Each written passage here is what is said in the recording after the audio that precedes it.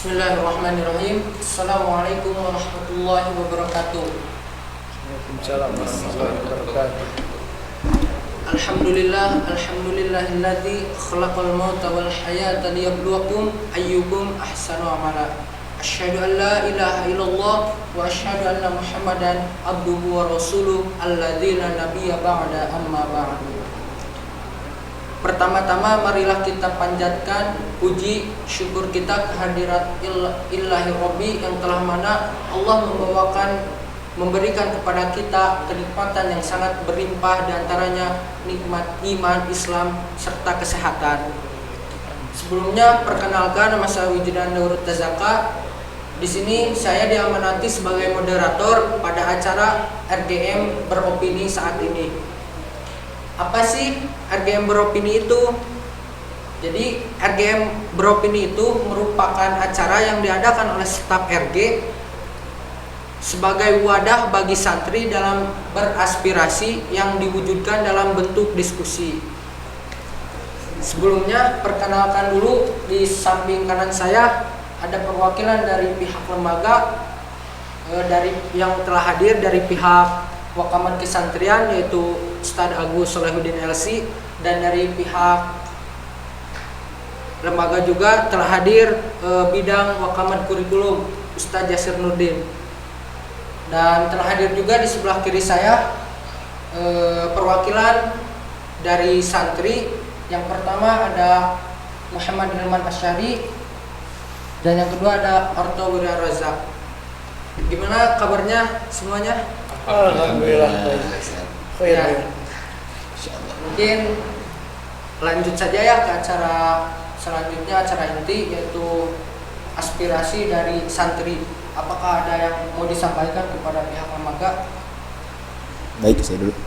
Bismillahirrahmanirrahim. Sebelumnya saya ucapkan terima kasih kepada moderator dan juga Asatid, Ustadz Agus, Ustadz Yasir yang sudah berkenan hadir di sini. Mungkin kita di sini perwakilan teman-teman semua yang di rumah. Yang pertama yang ingin saya sampaikan selaku perwakilan santri adalah materi atau cara penyampaian guru.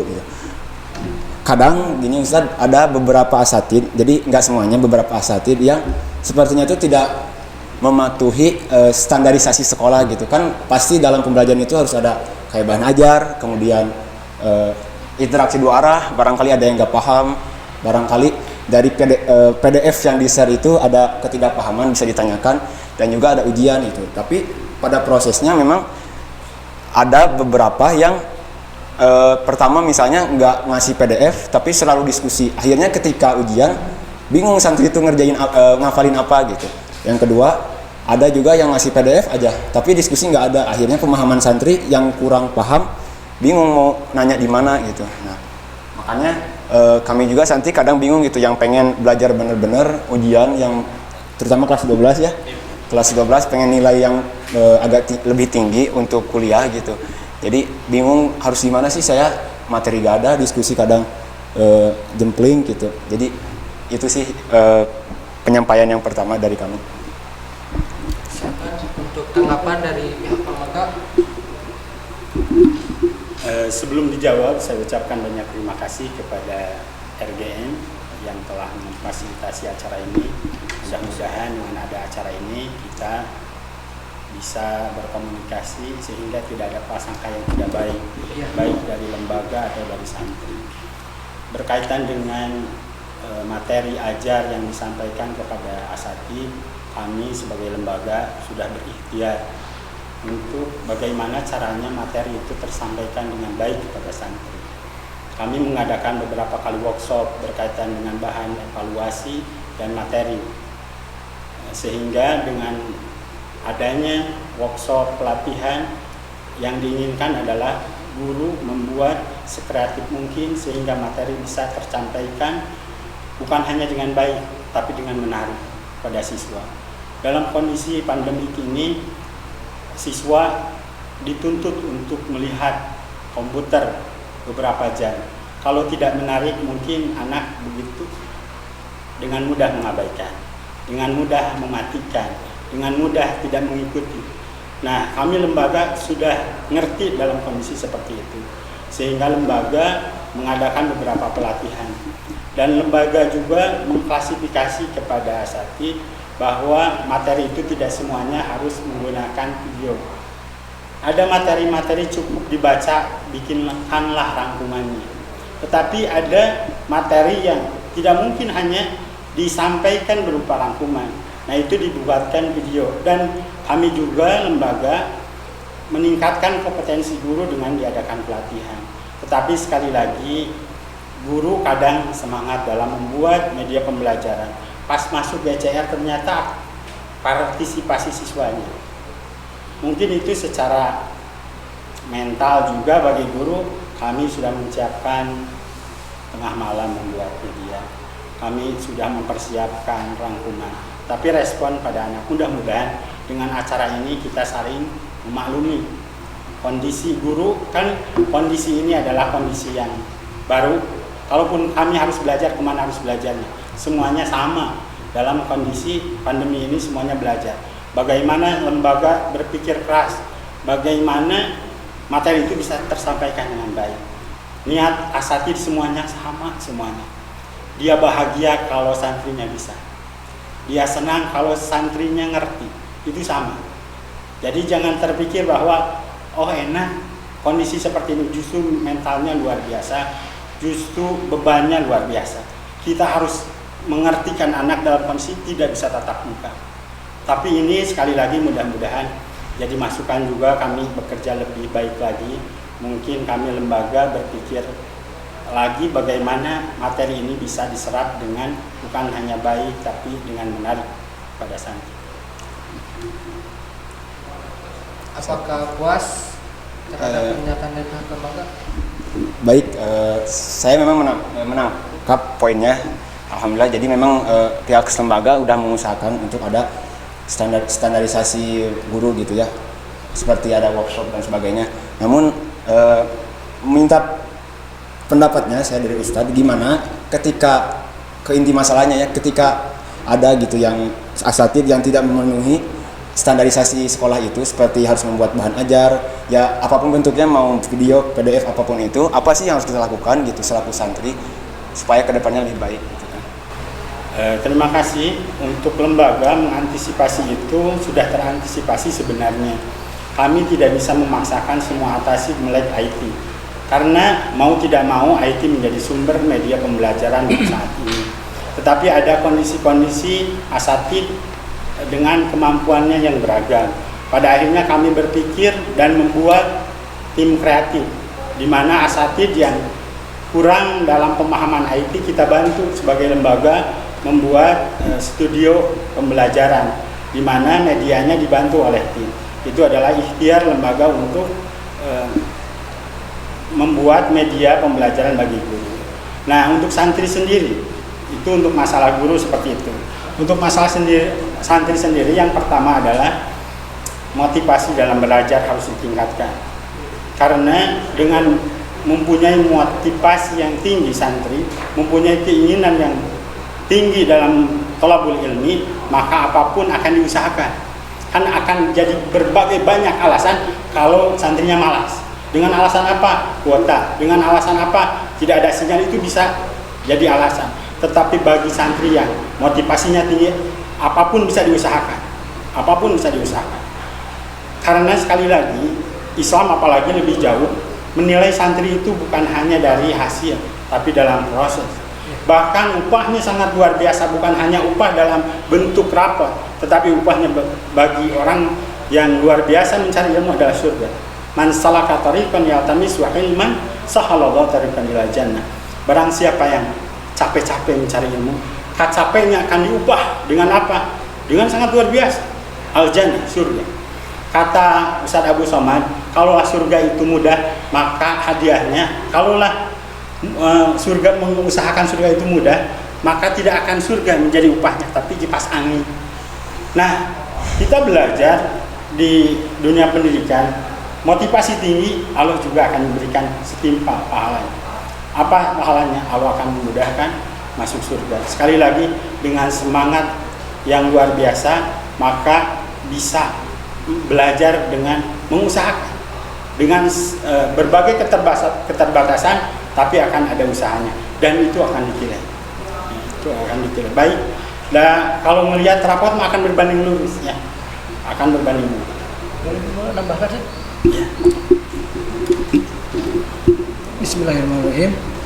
Jadi saya ingin menambahkan saja terkait teknis bagaimana kalau dalam pembelajaran santri memiliki unek-unek gitu ya, atau memiliki saran gitu lah untuk lembaga, karena kami juga dari lembaga tidak menutup diri gitu dari berbagai saran dan masukan. Nah, bagaimana caranya gitu? Ada mungkin yang pertama bisa lewat wali kelas dan sertakan bukti gitu ya. Hanya artinya kita juga tidak asatid itu siapa gitu ya. Karena jujur kita juga di asatid itu minimal kalau walaupun tidak seminggu sekali, minimal 1 bulan sekali kita mengadakan evaluasi gitu. Evaluasi baik evaluasi pembelajaran, evaluasi santri dan lain sebagainya. Itu minimal sebulan sekali kita laksanakan evaluasi. Nah, ketika aspirasi itu kalian sampaikan kepada wali kelas, nanti wali kelas akan disampaikan di rapat tersebut, atau nanti akan ditindaklanjuti, bisa jadi disupervisi oleh mudir saja, atau bisa jadi oleh wakamat kurikulum. Atau yang kedua bisa juga mungkin kalau kalian misalkan ke wali kelas rada kan wali kelas kan sama-sama guru, mungkin takut rada kumaha gitu ya, boleh kalian dikumpulkan aspirasinya bisa lewat RGM. RGM itu kan sebagai kepanjangan tangan kalian, penyambung lidah rakyat gitu ya kalau di sekolah kita gitu. Boleh kalian opinikan ke RGM, nanti di RGM itu akan sampai ke kesantrian. Nanti kesantrian yang akan menyampaikan nanti di rapat atau di evaluasi di lembaga seperti itu. Artinya beberapa teknis gitu cara untuk kalian menyampaikan aspirasi atau masukan ke lembaga. Terima kasih. Apakah masih ada lagi? Insya Allah cukup. Karena sebenarnya ini pembahasannya harusnya di akhir gitu. Ini ngomongin solusi kan. Ya, lanjut aja. Lanjut.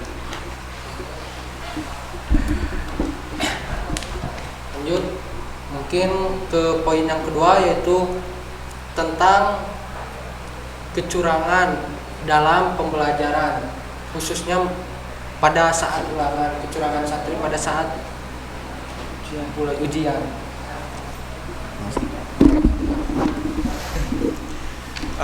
Bismillahirrahmanirrahim. Terima kasih kepada moderator yang sudah memberikan kesempatan untuk berbicara. Mengenai yang tadi kecurangan pada saat ujian, mungkin memang betul gitu ya. Yang saya pertanyakan itu kepada pihak lembaga, apa sih gitu cara agar santri itu tidak menyontek, kurang lebih seperti itu kan. Nah, yang saya alami justru dari waktu pas ya waktu itu pas kelas 11 ya kelas 11 itu sudah cukup bagus gitu dalam media ujiannya, untuk ujiannya, karena memang santri itu sedikit kesempatannya untuk menyontek gitu. Tetapi ketika kemarin baru saja melaksanakan PTS PTS ada kemunduran gitu. Justru adanya pengawas di grup itu ya tidak ada gunanya gitu. Maksudnya santri pun dibiarkan saja mengerjakan seperti halayaknya ya, latihan bukan ujian gitu. Ya, itu memberikan kesempatan banyak kepada santri untuk melakukan kecurangan. Atau sedikit menambahkan boleh? Bukan menambahkan, lebih ke menyimpulkan. Mungkin maksud Orto tuh kenapa pas kelas 11 kemarin semester 2 itu kita ujiannya pakai aplikasi, sedangkan sekarang pakai Google Form, di mana Google Form itu celah itu terbuka sekali untuk santri menyontek, karena kan ya salah satu misi sekolah kita kan berakhlakul karimah gitu kan. Betul sekali ya, banyak masukan-masukan seperti itu. Bukan, kami tidak ada pertimbangan untuk Google Form, karena kecurangan kalau sifatnya daring bisa dengan cara apapun. Satu itu. Yang kedua, sebetulnya itu kembali kepada akhlak santri. Karena bagi yang punya ihsan, anta'budallah annahu tarahu fa in lam takun tarahu fa innahu yaraka. Sebetulnya asatid sangat tahu kondisi anak sebetulnya. Mau ada ulangan atau enggak, tahu dia teh rajin atau tidak tahu. kami sebagai guru dialog, kenapa si Anu jadi berapa nilainya padahal kondisinya aslinya seperti apa. Kami tahu sebetulnya proses pembelajaran itu bukan 1-2 minggu tapi 6 bulan. Kami juga bukan lost education, tidak ada pembelajaran, kami tetap mengadakan pembelajaran walaupun daring kondisinya. Tapi daring kami tahu di GCR ada absensi, mana yang suka masuk atau tidak, mana yang suka menanggapi atau tidak. Evaluasi hanya menilai akhir, tapi proses kami tahu sebagai guru. Untuk menyimpulkan aplikasi Google Form itu bukan tanpa alasan. Satu, karena proses dari guru masuk ke aplikasi pengetikan itu akan lebih cepat dibanding aplikasi dengan Google Form, itu akan lebih mudah. Satu itu. Yang kedua, kecurangan. Kalau ada jiwa kecurangan, apapun saja. Jangan-jangan pakai aplikasi secanggih apapun, kecurangan pasti ada. Tatap muka saja, itu pasti ada, masih ada. Orang masih buka buku, bikin taswir, kertas saja ya, ditulis di celana dan iman, itu ada. Sekali lagi, kita yang tafakuh fiddin, visi misi kita diuji dengan keisanan kita. Padahal guru kan tahu ada nilai ulangan dan seterusnya. Kemudian Google Form itu kami juga mempertimbangkan aplikasi yang lain seperti Play Exam. Tetapi setelah dibaca, dievaluasi, ternyata untuk HP-nya harus 2 GB. Yang 1 GB dia ngereset terus. Nah itu jadi pertimbangannya, ini gimana sih kalau santrinya yang 1 GB HP-nya, aplikasi tidak masuk. Dan kami juga ada proteksi di Google Form, yaitu 1 tanggapan. Jadi yang curang tidak bisa masuk lagi. Ada waktu pertama pernah Google Form tidak dibatasi tanggapannya, ada orang beberapa kali masuk bisa melihat, tapi sekarang dibatasi. Itu adalah ikhtiar kami, tapi sekali lagi itu adalah bentuk akhir dan proses kami punya nilainya. Tapi sekali lagi ini masukan, mungkin menjadi pertimbangan kami ke depan untuk bisa memilih aplikasi yang meminimalisir hal itu. Apakah sudah cukup? Oh, masih ada tanggapan? Tambahan ya, bahwa kembali flashback ya tadi yang kata moderator bahwa liyabluwakum ayyukum ahsanu amala. Dengan adanya sedikit kebebasan lah boleh dibilang seperti itu, PAS ini asatid juga ingin melihat sejauh mana kalian sudah belajar tentang tata krama, tentang akhlak tersebut gitu. Karena bagaimanapun yang kami nilai itu bukan hanya di PAS saja, bukan hanya hasil akhir PAS. Karena kalau kalian mungkin tahu ya, ketika dari kan kelas 12 nya, kelas 10 dan kelas 11, nilai ulangan kalian kalau dijumlahkan dibagi rata-rata kira-kira akan memenuhi nggak? Gitu ya, seperti itu. Karena yang kami nilai itu bukan hanya nilainya saja, tapi ada beberapa nilai prosesnya. Makanya proses ini sangat penting, dari mulai kehadiran, gitu, terus keaktifan, gitu. Itu sangat penting bagi kami, gitu.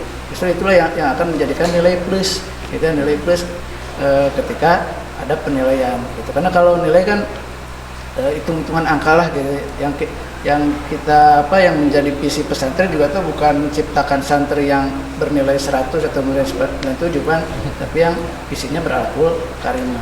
Tapi bukan berarti kami tidak membiarkan begitu saja, gitu ya. Tapi tetap ada rambu-rambunya, ada aturan mainnya, gitu. Di Google Form juga kan ada aturan mainnya. Apalagi kalau kalian ketika hari pertama itu kan ramai sekali, mungkin karena yaitu waktu untuk niron kecoceng sebenarnya.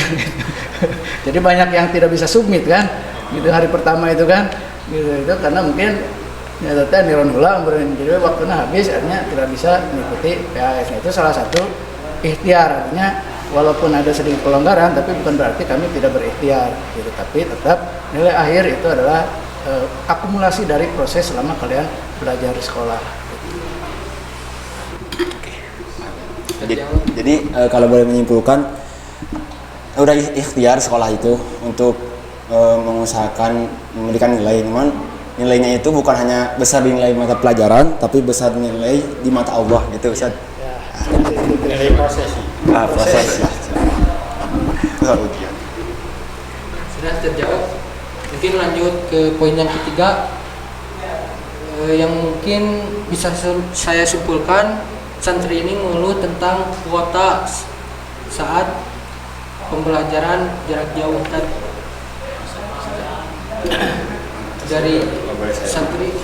Ya, bismillahirrahmanirrahim.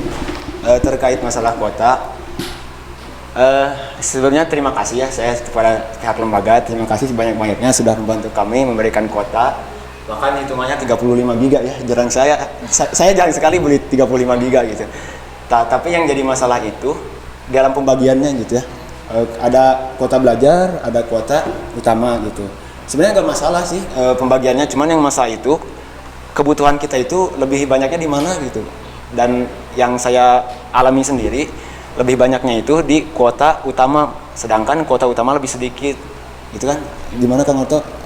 Menurut Kang Orto gimana sebenarnya? Ya, sedikit tambahan dari Kang Hilman tadi. Ya mungkin untuk kuota sendiri gitu, banyak santri yang mengeluhkan kartunya ada yang tidak, ada yang aktif, ada yang tidak gitu kan. Nah, terus kita ini dari mulai awal daring sampai sekarang sudah ada tiga kali pembagian kartu kalau nggak salah, dan itu cukup kalau menurut saya cukup capek gitu, kalau harus diulang lagi gitu kan. Ada baiknya gitu kan dari pihak lembaga memfokuskan apakah emang ingin terus memfasilitasi santri lewat kuota, atau memang harus membagi kartu terus gitu. Soalnya itu cukup membebani bagi para santri gitu. Belum lagi kalau zong isinya gitu kan. Ya, terima kasih. Ya, baik. Mengenai kuota, sebenarnya ini kuota ini ada beberapa ada beberapa instansi, maksudnya lembaga gitu. Yang pertama ada yang memang dari sekolah, artinya dari lembaga kita bekerja sama dengan instansi lain. Ada juga yang memang itu dari pemerintah ya, dari Kemenag. Nah, otomatis kalau yang itu kan haknya santri gitu, makanya harus dibagikan. Makanya ada beberapa pembagian itu seperti itu, kira-kira kronologisnya gitu. Karena yang memberikan bantuan ini bukan hanya lembaga dari sekolah, tapi juga dari lembaga lain, dari Kemenag. Terutama kalau yang dari Kemenag itu yang aksis, yang 35 giga ya, yang dibagi-bagi kuotanya, ada kuota malam, kuota siang, dan kuota sore gitu ya. Tapi itu juga dari sekolah itu kan tidak hanya yang aksis saja kan gitu, tapi ada juga yang Telkomsel gitu. Boleh ya sebut nama ya sponsor gitu. Tapi tidak hanya itu, dan dari sekolah itu juga sudah mensubsidi tiap bulan, kalau saya udah berapa, 4 atau 5 gitu. Sekitar kalau nggak salah sebulannya itu 2 giga saja.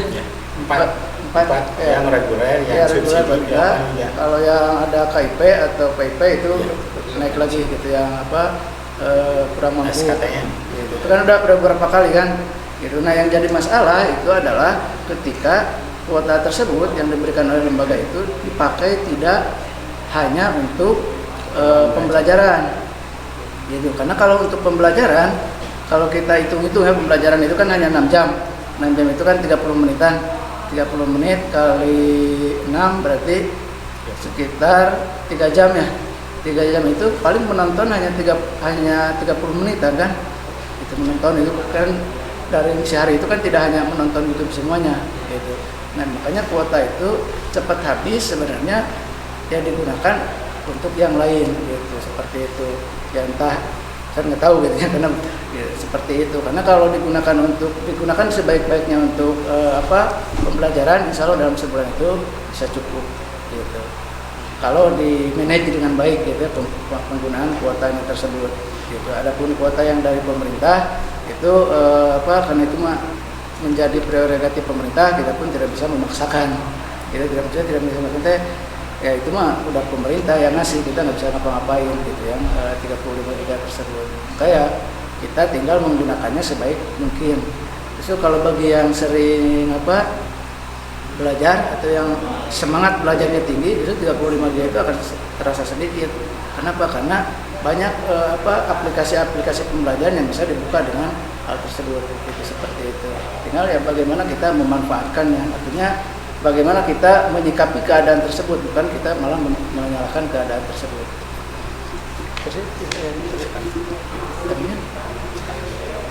Cukup terjawab dari pernyataan pihak lembaga.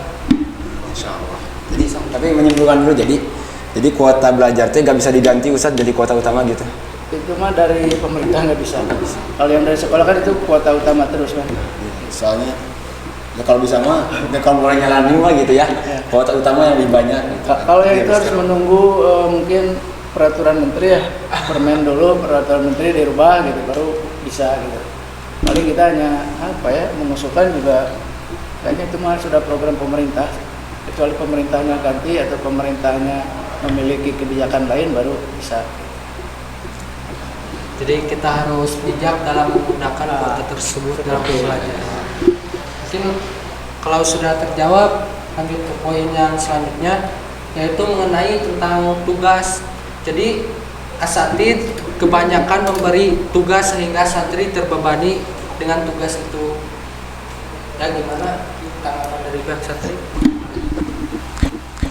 Untuk masalah tersebut ya memang begini ya, proses yang saya alami dari awal proses pembelajaran daring sampai sekarang gitu, jarang sekali santri yang berbicara positif mengenai mengenai pembelajaran daring gitu. Karena memang kita pun tidak bisa memaksakan gitu kan, apa yang tadinya kita laksanakan di sekolah kita ubah menjadi dalam jaringan gitu. Ini suatu hal yang sangat menjadi beban bagi santri memang. Tapi saya tidak menyalahkan pihak lembaga atau santrinya sendiri. Mungkin dari masalah tadi memang banyak sekali asatid yang mengedepankan tugas gitu, bukan pemahaman santri mengenai materi yang dibahas. Nah, jatuhnya apa gitu? Santri terpaham, beban nambah gitu kan, beban tugas nambah. Jadi ya jatuhlah santri malas atau apa dan lain sebagainya gitu. Mungkin segitu. Kang Hilman, jadi cukup. Untuk masalah tugas ya, untuk lembaga sebetulnya dalam penyampaian daring itu sudah ada batasan-batasan. Untuk durasi misalkan ya, durasi video itu jangan sampai 10 menit. Ya dibatas hanya 10 menit untuk 1 jam pelajaran.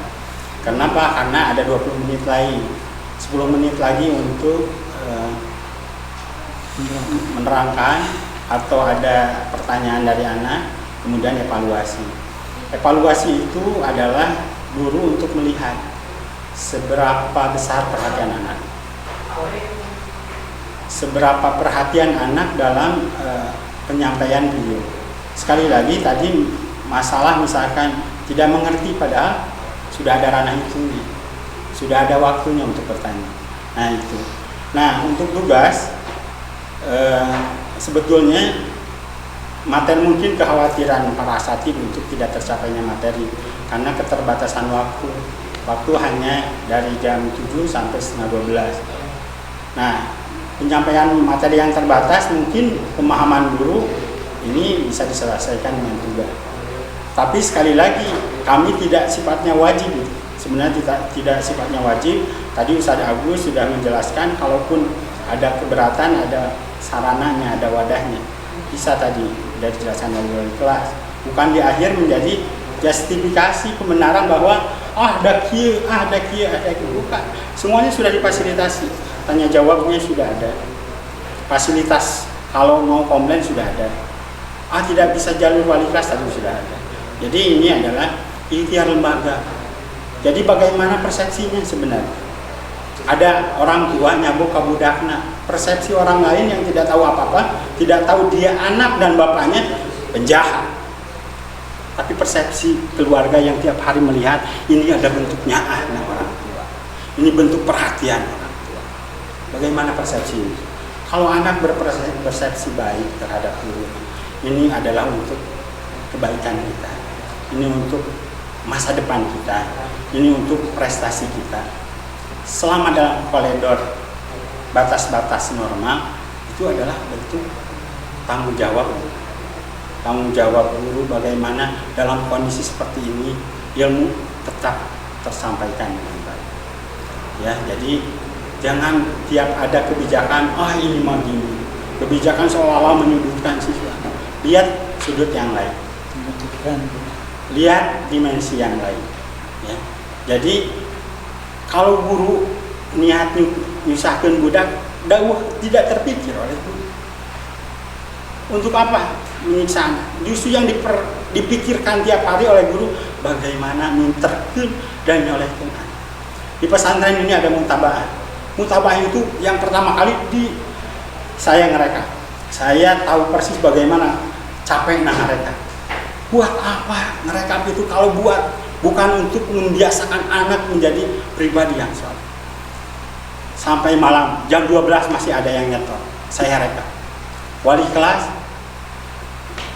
kalau bahasa Afgan wakolilan mayah jauh.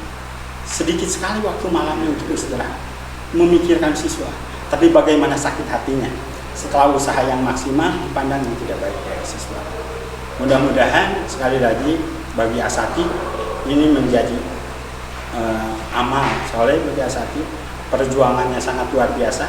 Saya sampaikan beberapa kali bahwa kondisi ini bukan pilihan. Kita tidak bisa milih daring dan tidak daring, tatap muka atau daring, tidak ada pilihan. Prosedur untuk tatap muka kami lembaga sudah melalui itu dan itu mentok. Tidak bisa.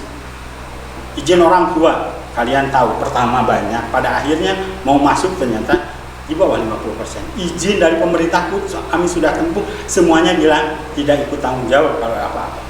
Dari lurah lagi gitu. Iya, dari yang terkecil. Jadi sekali lagi jangan sampai persepsi itu malah jadi negatif. Perhatikan juga perasaan guru, perhatikan juga perjuangan. Dan ini mungkin sangat penting saya sampaikan dalam momentum baik ini, bahwa keberhasilan siswa bukan karena kepintarannya, tapi karena adab-adabnya, tapi karena akhlaknya. Seseorang itu bisa sukses, berkah dan ilmunya berkah itu karena adab-adabnya.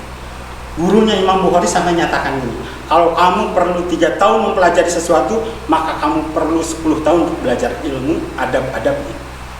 Artinya adab-adab ini hilang dalam apalagi kondisi daring seperti ini. Kami coba ikhtiarkan dengan diwakili dengan muntabaah. Mudah-mudahan adab-adab ini ada dalam anak. Karena dengan adab-adab ini ulama sampai nerapkan ini bisa sampai ribuan, ratusan hadis apa. Kalau kita ditanya pelajaran kelas 10, kelas sanawiyah, mungkin sudah hilang. Buah-buah ilmunya tidak berkah. Kenapa bisa tidak berkah? Buah-buah adab-adabnya sudah hilang. Siapa tahu adab-adab belajar kita tidak ada. Sampai menjustifikasi gurunya tidak baik. Harusnya introspeksi dulu. Kita sudah belajar dengan baik atau tidak? Mungkin itu ya. Itu yang Sayyidina Ali bisa paling pintar. Sampai dinyatakan miftahul ilmi, kuncinya ilmu. Kalau aku ibaratkan gudangnya ilmu, alinya kuncinya. Kenapa Ali bisa pintar? Karena statementnya. Kata Ali, barang siapa yang mengajarkanku 1 huruf, maka akan aku perilakukan dia sebagai guru. Perkataan itulah yang mengangkat Ali menjadi orang yang paling pintar kalangan sahabat. Mudah-mudahan kita selaku yang tafakuh bidin harus mengetahui itu. Para ulama, muhadis, ribuan hadis bawa-bawa karena itu. Siapa tahu karena itu, karena ada padanya dihantarkan dia kuat hafalannya. Imam Ahmad pernah punya murid. Ini lihat etika guru dan murid. Ya sebagai contoh nggak apa-apa ya, bercerita sedikit. Imam Ahmad punya murid. Pas ngelewat Imam Ahmadnya, dia ngeliat muridnya lagi ngajar. Muridnya di bawah pohon rindang, murid yang lain kepanasan. Lihat etika guru ke murid, murid ke guru. Tidak ditegur langsung. Imam Ahmad datang pada muridnya tengah malam. Takut kesalahannya ketahuan sama orang lain. Jangan diubah. Dia ketok tengah malam muridnya, dan ketakutan yang sangat luar biasa muridnya. Kenapa ketawaduan terhadap guru? Wahai guru, muncul bahasa kita. Apa yang kau perlukan? Sampai tengah malam kau datang ke sini. Kalau kau mau, tinggal di SMS bahasa orang, tinggal di WA, tinggal di telepon, saya pasti datang. Ada apa gerangan lain? Udah diam, duduk aja. Saya mau minta pendapat. Iya, ada. Saya cuma minta pendapat. Ada seorang guru yang dia enak duduknya, tidak terpanas, tidak kena cahaya matahari, tidak kepanasan, yang satu panas. Wah, itu ada kesalahan. Minta maaf. Itulah etika. Ketika Imam Malik belajar, Imam Syafi'i belajar ke Imam Malik, dia tidak langsung berani ngetuk pintunya. Itulah adabnya. Gubernur lah minta anti. Dan apa yang terjadi ini, lihat adab-adab. Dia ketuk, yang keluar adalah ajudan Imam Malik. Mau apa geran? Mas saya, kata Imam Syafi'i, mau belajar kepada Imam Malik. Tunggu dulu. Ajudannya ngomong sama Imam Malik, itu ada siswa yang mau belajar. Tanya dulu, sudah menguasai al-muwatta belum? Sudah baca belum? Sudah hafal belum? Kalau sekiranya tidak hafal, tidak baca, pulang saja. Ternyata apa? Disampaikan. Setelah disampaikan, kamu belajar dulu, pulang dulu. Jauh-jauh datang suruh pulang. Kenapa? Harus baca dulu. Harus menguasai dulu al-muwatta. Kata Imam Syafi'i, al-muwatta udah ada di sini. Suruh masuk, dites, ternyata sangat luar biasa. Itulah adab-adab. Sebelum kita belajar, baca dulu materi apa nih. Sebelum belajar, hormati dulu guru. Dengan menghormat, keberkahannya datang. Keikhlasan guru akan menyampaikan keberkahan ilmu. Ada orang pintar, berkahnya tidak ada. Ditanya ilmunya sudah lupa semuanya. Padahal di rapot 9 ini. Keberkahannya tidak ada. Keberkahan itu ada indikatornya. Rasa manfaat bagi diri dan lingkungan. Dan seorang lain manfaat kemudian dan baik. Ada orang yang sederhana ilmu, tapi dia ngawuruk di masjid, dia ngajar sekolah agama, itu ada keberkahan. Itu ada ciri ilmunya berkah dan barakah. Kenapa? Adab-adab dipakai. Mudah-mudahan kesempatan langkah ini kita dimengerti, ternyata luar biasa adab-adab ilmu menghantarkan ke tercapaian ilmu yang sangat luar biasa. Ya. Gimana? Masya Allah ini. Jadi siraman rohani. Jadi apa? Malah jadi gak mau ngeluh gitu kan? Kan ini judulnya keluhan yang disampaikan ya, itu malah jadi gak mau ngeluh. Kalau dari saya sedikit tambahan aja. Kalau tadi kan sudah disampaikan dengan detail ini, tapi kalau saya ingin memberikan saran lah gitu. Dan sarannya apa? Tips kita, tips bagaimana kalian mensiasati tugas-tugas tersebut gitu, yang banyak lah cek santri mah gitu, yang banyak seperti itu. Yang harus kalian lakukan, yang pertama itu yang wajib, yang penting itu adalah memanage waktu kalian. Karena belajar di sekolah atau belajar yang daring ini itu kan hanya 3 jam. Hanya 3 jam dari 24 jam. Kalian dari satu hari itu 24 jam, diambil 3 jam buat belajar. Gitu ya. Yang ininya, kalau misalkan ada tugas, ambil taruh 2 jam gitu untuk mengerjakan tugas. Itu kan hanya 5 jam kalian belajar dalam satu hari. Ya, yang formal gitu ya, maksudnya belajar yang formal. Berarti sisanya ada 19 jam. Masih banyak sebenarnya waktu untuk kalian untuk mengerjakan hal-hal lainnya seperti itu. Cuman yang jadi masalah, karena saya juga dulu pernah jadi santri pernah jadi santri gitu, dan pernah ngobrol dengan santri-santri yang lain. Kebanyakan dari kalian, yang pertama itu tidak bisa memanage waktu, yang kedua adalah yang penting juga suka menunda-nunda pekerjaan. Ketika kalian ada tugas, kapan kalian ngerjain? Ketika waktunya masih jauh atau setelah waktunya tinggal beberapa menit lagi, gitu kan? Itu yang harus pola pikir yang harus dirubah. Artinya pertama, manage waktu sebaik-baiknya, apalagi di daring ini, gitu. Yang kedua adalah jangan menunda pekerjaan sampai batas waktu yang terakhir, karena kita tidak tahu apa yang akan terjadi 1 detik setelah ini, gitu ya. Makanya jangan menunda pekerjaan, gitu, seperti itu. Itu mungkin sedikit saran nanti begitu agar mensiasati bagaimana belajar di daring ini. Ya, insya Allah terima kasih Ustadz kasih sarannya. Tapi kalau boleh memberikan saran, kami juga dari para santri, karena sebagaimana tadi asatid menyarankan kami untuk memanage waktu, kami pun menyarankan kepada para asatid untuk memanage tugasnya kepada para santri. Jadi ada kadarnya gitu tugas juga, karena ada kadang satu hari itu tugas itu numpuk gitu ya. Sedangkan kelas 12, tahu kan artinya? Ya, kelas 12 ada beberapa. Ya meskipun dibalikan lagi kadang manage waktu, tapi alangkah lebih baiknya asatid juga memanage tugas, pemberian tugas kepada santrinya gitu. Mungkin dari poin ini saya bisa memetik kesimpulannya, kita harus saling menghargai dan saling pengertian antara pihak santri dan pihak asatid, mungkin begitu. Ya, mungkin karena keterbatasan waktu, acara ini sampai di sini saja. Terima kasih kepada narasumber yang telah hadir, Ustaz Agus, Ustaz Yasir, Aorto, Ahilman, yang telah menyempatkan waktunya untuk menghadiri undangan kali ini. Langsung saja kepada para asatid atau kepada perwakilan santri untuk memberikan closing statementnya. Mungkin dari asatid dulu. Kepada para santri-santriku, meskipun dalam kondisi daring, adab-adab belajar itu harus ada dan dipakai, karena dengan adab-adab belajar akan menghantarkan ilmunya berkah dan barokah. Ada suatu kata yang menyelekit bagi kami, meskipun tidak semua guru seperti itu. Ada yang ngomong, guru Sad, abi nyeri hati, ada santri yang menanyakan hari ibu teh guru mapal naon. Jadi sekali lagi, saya tidak akan menjelaskan panjang lebar. Jangan sampai seperti itu. Sekali lagi, bukan hanya kepintaran yang membawa keselamatan dengan ilmunya, tetapi dengan keberkahan ilmunya dia akan selamat dunia dan akhirat. Mungkin dari pihak RG, Ustaz Agus. Kalau dari saya satu aja, mungkin bahwa kondisi ini adalah sebagai ujian bagi kita semua. Bagaimana kita menghadapi ujian inilah yang akan menjadikan kita sukses di mata Allah, bukan hanya sukses di mata para asatid, bukan hanya sukses di mata sekolah. Gitu.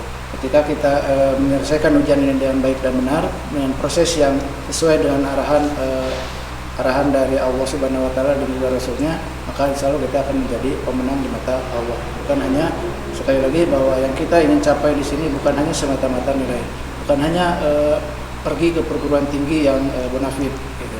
Tapi bagaimana kalian bisa menjadi insan yang memiliki ihsan. Karena kalau iman dan Islam, saya yakin kalian sudah palinter gitu ya. Iman sudah, walaupun yazid wa yankus, tapi kalian kan masih percaya sama Allah, percaya sama Rasul, itu masih memiliki. Islam juga sama, kalian beribadah tiap hari masih sholat, tapi yang paling susah itu adalah di ihsan tersebut. Gitu. Itulah yang coba kita ingin kita salurkan kepada santri sekalian gitu, bahwa yang ingin kita capai bukan hanya lulus dari sekolah dengan nilai yang baik, masuk ke perguruan tinggi, terus punya usaha yang bagus, tapi ihsannya itu harus terus dibawa. Walaupun kalian sudah selesai di sekolah, walaupun kalian sudah tidak belajar daring, artinya tidak mau belajar yang formal, tapi ihsan ini jangan sampai kalian terputus. Itu saja mungkin dari saya. Terima kasih. Assalamualaikum warahmatullahi wabarakatuh. Mungkin dari saya sebagai perwakilan santri, ya intinya dari semua pembicaraan tadi, proses pembelajaran daring masih sangat banyak kekurangan. Ini adalah hal yang harus dievaluasi bersama-sama, baik itu dari pihak lembaga maupun dari pihak santri sendiri. Ya semoga untuk kedepannya akan lebih baik lagi dan akan lebih bermanfaat bagi kedua belah pihak. Kalau dari saya, closing statement-nya, pertama saya ingin mengucapkan kepada teman-teman yang di rumah, santri-santri sekalian, mohon maaf kami baru bisa menyampaikan aspirasi kalian segini, belum bisa banyak gitu, karena sudah poin-poinnya sudah terjawab gitu. Kayak kalau kalian punya keluhan lagi, sudah Ustaz Agus sudah menyampaikan, bisa lewat RGM, bisa pula lewat wali kelas. Maka seperti apa yang dikatakan Orto, memang dalam kondisi daring ini banyak sekali kekurangan, yang namanya juga alternatif kan, pasti ada kekurangan. Untuk itu kita dari pihak sistem, guru dan juga murid perlu ada saling memperbaiki diri. Terima kasih. Sudah. Alhamdulillah, sampai di ujung acara. Pesan dari saya, kepada para penonton atau para santri bijak dalam menyimpulkan. Mungkin acara dari awal sampai akhir berjalan dengan lancar. Ditutup saja dengan doa, Rabbana atina fid dunya hasanah wa fil akhirati hasanah wa qina adzabannar. Assalamualaikum warahmatullahi wabarakatuh.